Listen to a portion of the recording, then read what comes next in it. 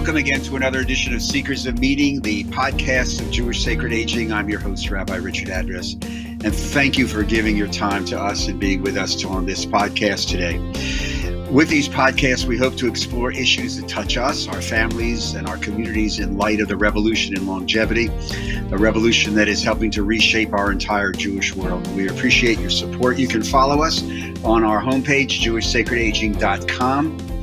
Visit us on the Facebook page, Jewish Sacred Aging on Facebook. And if you'd like to touch base and suggest some ideas or comments, email me at rabbiaddress@jewishsacredaging.com. And we welcome to today's podcast, Rabbi Cantor Lisa Levine, a raconteur, I'm going to say Renaissance person, Rabbinic Pastor-Cantor, graduate of Hebrew Union College, the Aleph seminary program on Rabbinic Pastor, songwriter, book author, etc. That's a lot. That's a lot. Lisa, welcome. Welcome. Nice to see you. I hope you're feeling well, and Thank hope you. you're doing well. It's great to be with you. Feeling really well. Good. I had my first vaccine, had my first shot, feeling great. Oh, mazel tov. This is like, Thank you. There is a blessing, speaking of, we were talking before we started about creativity, but people are writing blessings for when you put a mask on, al shmirat hanefesh, and also saying there's been quite a few people writing that when you get your shot, you say a shehechianu. I did. Well, I'm going to say another one when I get the second shot. So waiting for that, but so far, very good. Oh, mazel tov, mazel tov. Thank you. What I want to talk about with you today is really because you work in a very interesting area of our community: yoga, meditation, music, pastoral care. I'm fascinated. What you graduated from the School of Sacred Music, Hebrew Union College, a few years ago, and your career as a cantor. What was there a moment that moved you into, let's say, the meditation yoga avenue? I'm always just fascinated by people, how they choose things after in the middle of their career. Was there one thing or one moment? Well, I had been practicing yoga since I was a student at HUC in New York, and that was my way of coping with all the stresses of living because I grew up in California. And so moving to New York was, for me, a paradigm shift, as Rev Zalman would say. And so I moved to Brooklyn. I commuted. I had jobs. I was studying. It was very stressful. So I turned to yoga to deal with that stress.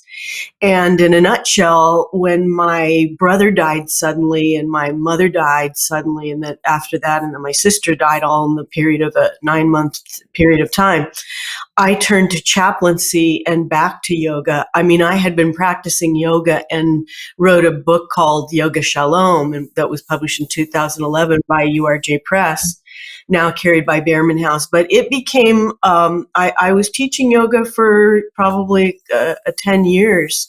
It wasn't until the grief hit me that I really had to do the deep dive into meditation, yoga, writing, and I turned to the Aleph Rabbinic Pastoral Program in order to process my grief. I basically started my journey into pastoral work, clinical pastoral education. And I did 2 years at Georgetown MedStar University Hospital in their trauma center.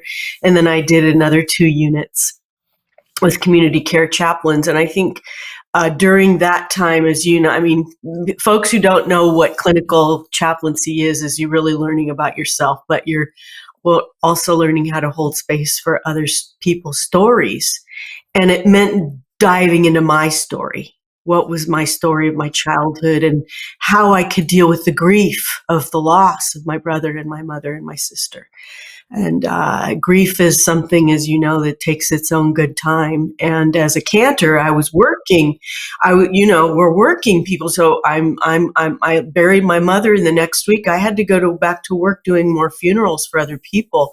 So for a long time, I stuffed all that stuff down. And I think the clinical pastoral work helped me release a lot of that pain and begin to hold the space for others and learn how to cope with the grief, the death, and help others do the same thing. That was really what set me on that path. It changed the course of my career. No, it's fascinating. I'm always fascinated, especially with those of us in the line of calling or work, whatever you want to call it, that we do, that there are certain moments in the journey that really do open the door to shifting, and you validate that, when I got out of HEC many years ago. But we all of us had all of our, we had our career. This is how we were going to progress. Exactly. And that, and the old Yiddish, man plans and God laughs. Well, Yeah. within 10 years, God was laughing, her head off, because all of us were in a place that we didn't think. So it's just fascinating to see how people change. You're also, if I'm not mistaken, an artist in residence at a congregation in New Jersey. Is that correct? Yes, Temple Road of Torah. What do you bring to that? What does that artist in residence mean? Because you do so many different things. It just means I bring my music, and a lot of the people that I work with, my associations for music, they did a rock Shabbat, and I'm kind of known for my band and soulful Shabbat Ruach, kind of a contemporary music, and I do a lot of Jewish gospel. So they had been bringing artists every month into their congregation, and they decided they wanted to have me come in every month instead. So yay! And I went on board with them right before the pandemic hit. So I was with them once, and then now I've been on Zoom with them every month, and I work with the wonderful Rabbi Mark Disick, who's the interim there, and we've just had a blast zooming around together and creating what I call meaningful worship services with energy in a Zoom room, and that means trying to include as many people and changing the way that we pray, and also it's difficult to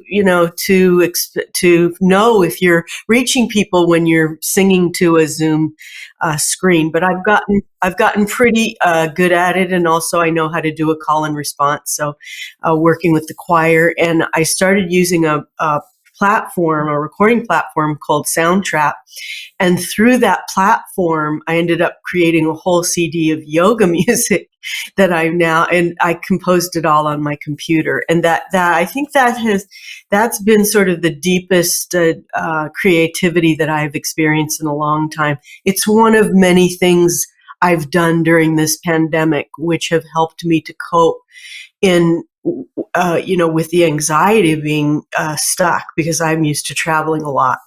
And I think creativity, as we talked about, is one of the things that exploded during the pandemic. But this CD of Jewish yoga music is about drones, and it's about breath. It's about heartbeats and sounds that come in. There are some chants, but it's deeply meditative. And how did I get to that meditative state? Through studying yoga. When the pandemic hit, the first thing I did was I created a collection of poems and published it, because I didn't want to wait. I thought I could die and my work would never get out there. So I did it. So I'm going to read you one of those. Second thing I did is I went to study yoga, because for 10 years I've been wanting to get certified as a yoga teacher, but I work weekends, so I didn't have time. But I started doing yoga, and suddenly I had some time, and I did an online yoga class, and I was able to complete my certification, just 500 hours yoga training. So I did that, and now I'm writing a book on Jewish yoga. And all of this has happened because I'm trying to gather tools around me that will balance out my nervous system from the barrage of anxiety that's coming in, whether it be the news, whether it be social media, whether it be sitting in front of a Zoom camera for 6 hours a day. Those things wreak havoc on our nervous systems. Oh, yeah, and your eyesight. And eyesight in our ears too, by the way. No, I know that. Every sense. So it makes sense that we want to unplug and try to release all of that and balance that out so that we can like we were talking about, how do doctors, how do chaplains do their work? Well, you have to find those things that are in self-care that will enable you to recharge and then go back into the field. Let me ask you a question, because you alluded to something at the congregation, and you're also at a dealing with older adults, I think, in a care facility. But I want to focus on something you just alluded to before, which is also something I'm fascinated by in light of the pandemic, and that is the change in worship. What I have this idea, as many of our colleagues do, that if when this is over, God willing, soon, if you're going to go back to the way it used to be, it's never going to be. How do you see the changes in the standard, like the Friday night Shabbos morning worship service, which for many congregations, it was sort of like pro forma, you followed the rubrics, et cetera, et cetera. But is this all about to change, or are all this changes that are happening now just related to the pandemic? What's your feeling as somebody who works in worship, works in music, has been involved with creative worship? Where do you see this going? It's a great question. And my feeling is that it's given us opportunities we never even dreamt of. I mean, I'm zooming down in with a team of South American rabbis and cantors. I never could have done that before. We never even would have thought about this. Kibbutz Galiot, it's like a consortium of South American congregations. And what that's done, and in my own congregation, and I've heard this from many clergy, it's brought in people who never came to shul. Because now they don't have to leave, especially the older adults. And what I've heard most is that, now the older adults who never could drive at night, or they didn't have the opportunity, they're learning the technology to bring themselves into the space of learning prayer, music, healing, yoga. I teach a yoga class every week. And I've gotten all these people who I normally wouldn't have even dreamt of driving to the synagogue to take my yoga class. Oh, they can just turn on their computer, and every week they can come practice with me. It's the same thing with prayer, Richie. So I think that I don't think it is going to go back. I think even with the conferences we've been doing virtually, I think it's going to be a hybrid. There are so many people who attended Ohala last week, for example, who haven't been to a conference in years because they couldn't make the trip, but now they can. It's like an avatar world almost. And the one thing I was going to say that I miss the most is hearing people sing with me. That's what I, as a cantor, miss the most. I also miss holding people's hands at the bedside. It's been since we've been doing funerals and minyan services and pastoral visits over my iPad. I haven't been able to be close to people, and there is something about the physical presence of others, which Judaism is based on. We have a minyan. But I just read an article, I can't remember what rabbi, maybe Naomi Levy, was talking about a minyan of trees, for Tu B'Shvat. And what a concept. Today, the concept of a minyan is completely different. We used to include the Torahs, now all of our Torahs are, either they're not in our buildings, or if they are, we don't have access, and people have them in their homes. And it really is a whole new world. And even at my age, I'm in my 60s, I'm learning to adapt and cope and learn and grow. And yes, it's forcing many of us to do those things, learn those skills. And I think that's a good thing. It keeps our brains active and alive and stimulated. So, no, I don't think it's ever going to go back the way it was. Yeah, we posted a podcast I think it was may have been in the end of December, beginning of January. It was in December, with a couple of colleagues from just normal, smaller, medium-sized congregations who had walked through the summer and the fall, and of course did the high holidays, all on virtual, various types of platforms. And I asked them, the focus was really the same type of question. Can you ever go back to the way it used to be? And the response was really no. because people have gotten used to shul shopping in a very positive way, and they're attending all kinds of different services. Right?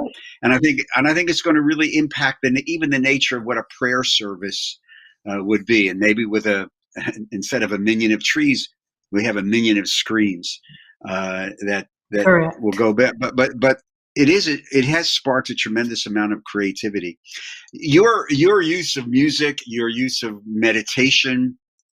By the way, do you use when you're leading a service or working with a colleague at a congregation, even virtually, do you bring in meditation, breathing exercises into the context? Hmm. So I know that started to Sure. become very, very popular Yeah, a while movement, of ago. course, chair yoga, and I also use videos and recordings, and you do use other technical things that we include the choir, and we've done some videos, and everybody's doing this now. So yeah, there's a variety of different things that I'm using, and I'm doing healing services where I'm really bringing in the embodiment of prayer, which means spending maybe 5-10 minutes in silence or with waves, or maybe some deep space sounds. This kind of intentional mindfulness is hard to do because we're always reaching for our phones. The hardest thing for me in my yoga training was the meditation training, because I had to literally train myself to stay in one place and be quiet for 10 minutes 3 times a day. And training yourself to do that Very that's difficult. it's very hard, but once you start doing it, one of my meditations, I would just go outside and watch the clouds drift by, and that was very helpful for me when I came back. And I also want to recommend a book, if you haven't already read it, Into the Magic Shop, which is a book just about this. About everybody has their way of being mindful and disconnecting, but it's through that we connect our hearts and our minds through this vagus nerve and the parasympathetic nerve system. That's how we make our dreams reality. And when I say dreams reality, I really mean, what is our ministry? What is our calling? Our dharma. In yoga, it's called dharma. But what's our true calling? And what does it mean to find that joy, to find that calling? And for me, that's what shifting, my whole career has been about, finding my calling. Everyone has a ministry. We want to help people. But what is that ministry?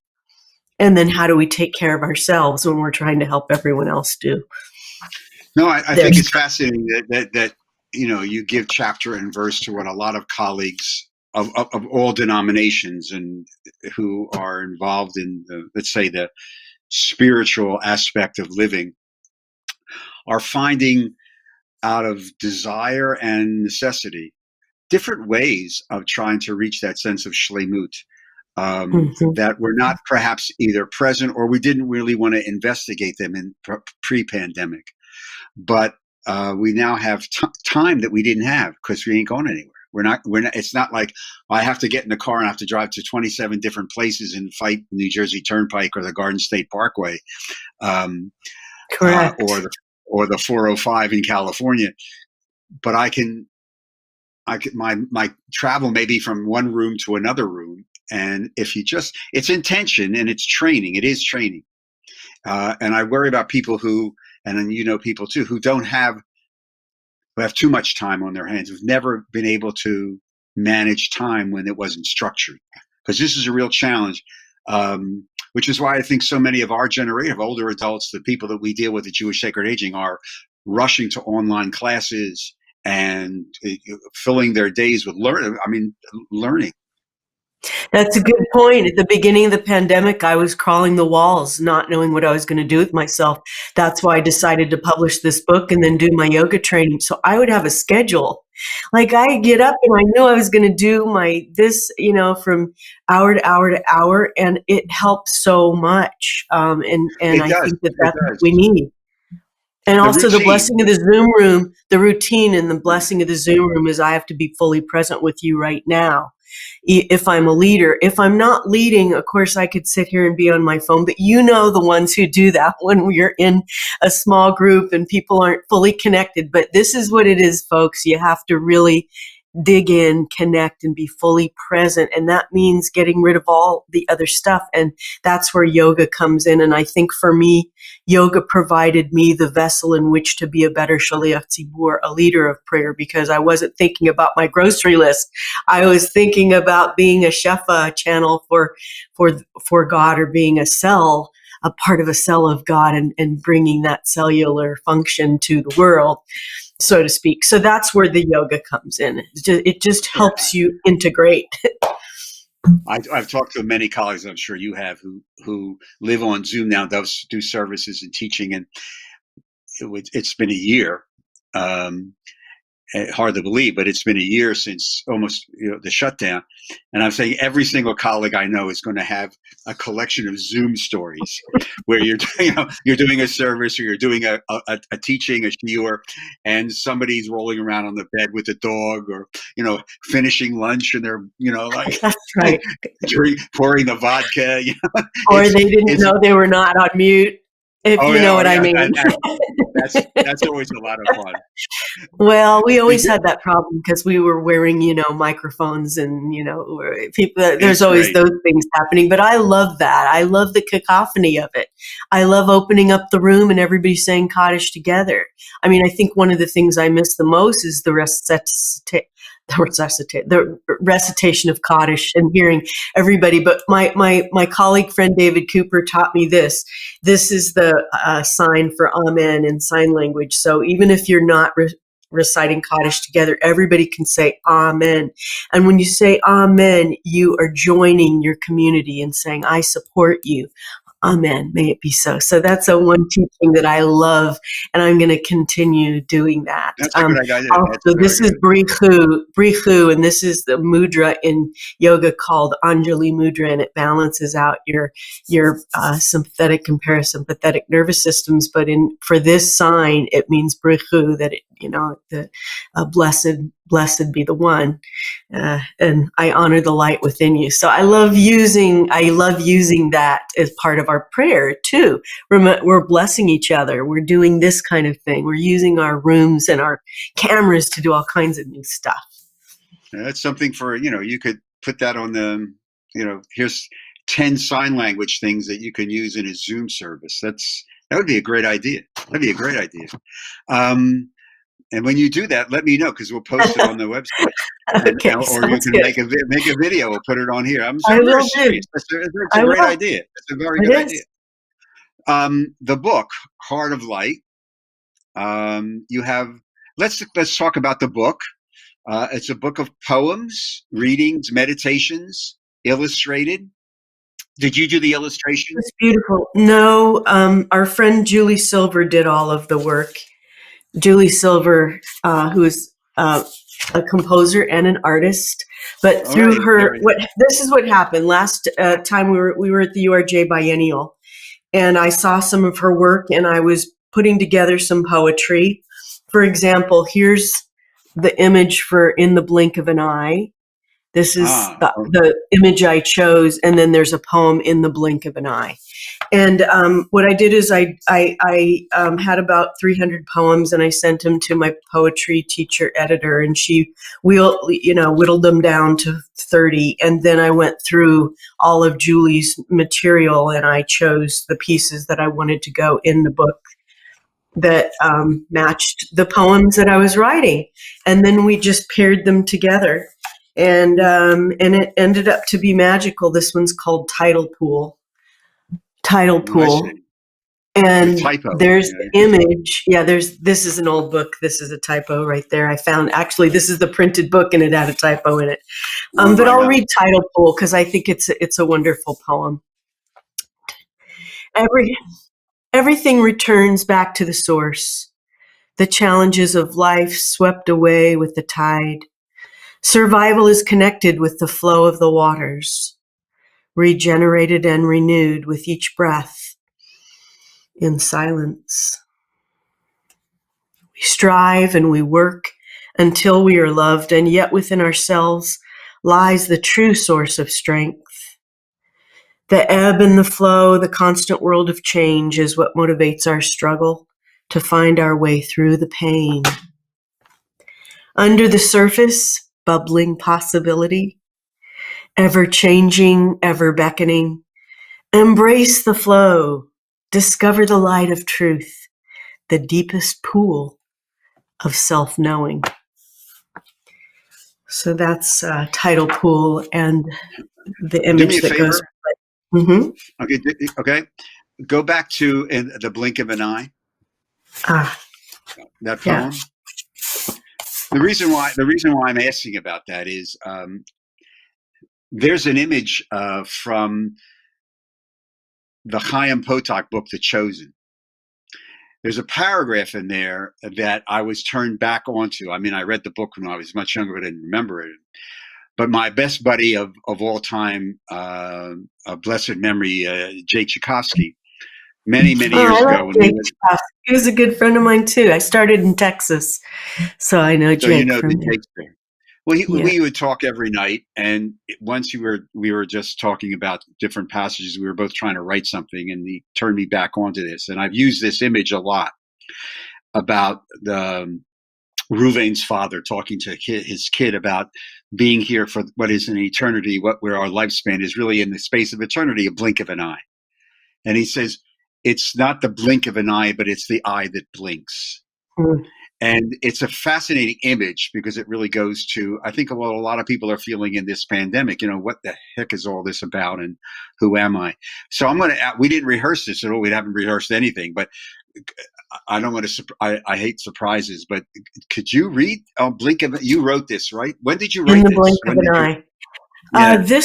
This was I wrote this for Yoga Shalom, which is the book.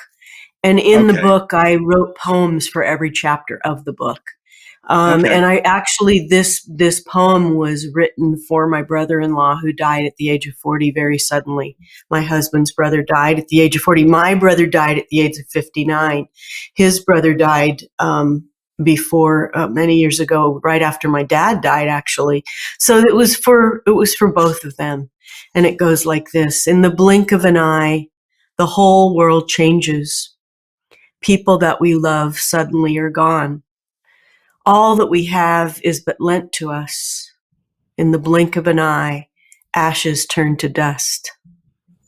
In the blink of an eye, our lives flash before us, thinking of things that we should have done. Promises made, promises broken. In the blink of an eye, we feel so alone.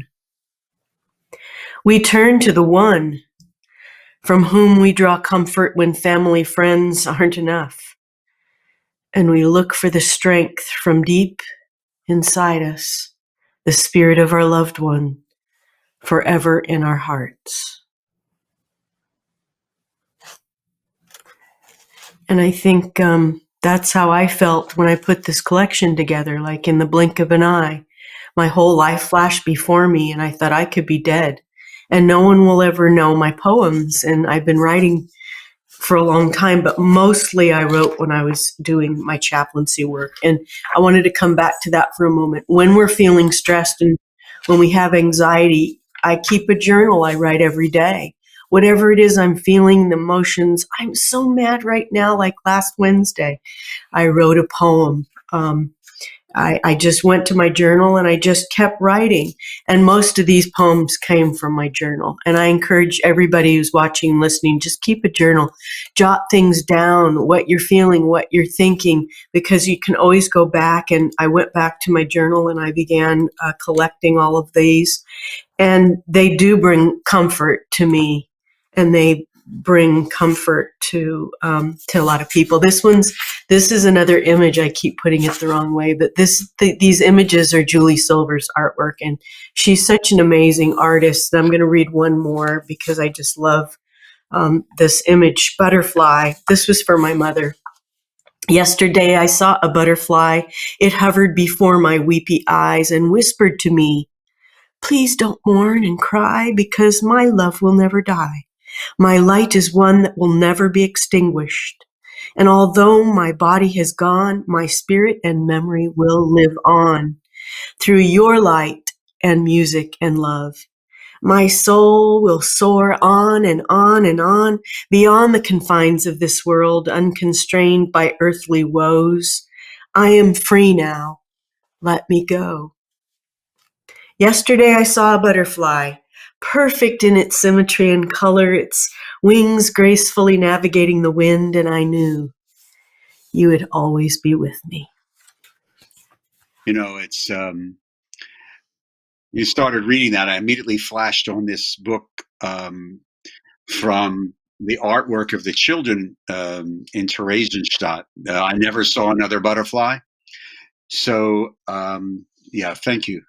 Thank you. I know before we start running out of time that you transfer, maybe the right word, translate all of this collective teaching also not only into the worship services, but also into your pastoral counseling work. So the power of music, since I happen to notice that you just brought up your guitar, subtle but effective. But I in other research that we've done and work that we've done in Jewish sacred aging, not also with Alzheimer's and dementia patients, that the power of music as a healing modality really is gaining more and more traction and more acceptance, understanding, popularity, and usage. So we're gonna put up on the screen and everything as we post this, the contact information for the book and everything. So you don't have to worry about that. So it'll be there, and the podcast is archived. But so what I'm going to ask you to do instead of the usual signing off, since I see that you happen to have your guitar handy. Well, I wanted to share. Why don't you play us out with a song that you wanted? I know you wanted to do that. Okay. I so also Rabbi, you can't underestimate the power of music. And this piece was written for someone who was in need of healing, and she called me her bridge to peace, and that's where this song came from. It's okay. Bridge to peace. Go ahead, Lisa. Okay. I am a bridge to peace. I close my eyes and breathe. I'm ready to receive your healing love. My heart is open wide to truths I cannot hide, keeping hope alive, creating peace, bridge to peace, bridge to peace, bridge to peace. Bridge to peace, bridge to peace, bridge to peace. We share this sacred space, nurtured by love and grace, feeling the warm embrace of holy song. Together we become Gesher Shalom, a healing bridge that joins our hearts as one.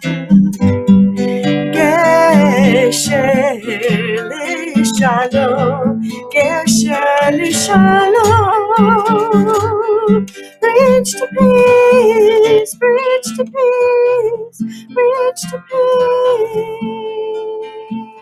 peace, bridge to peace.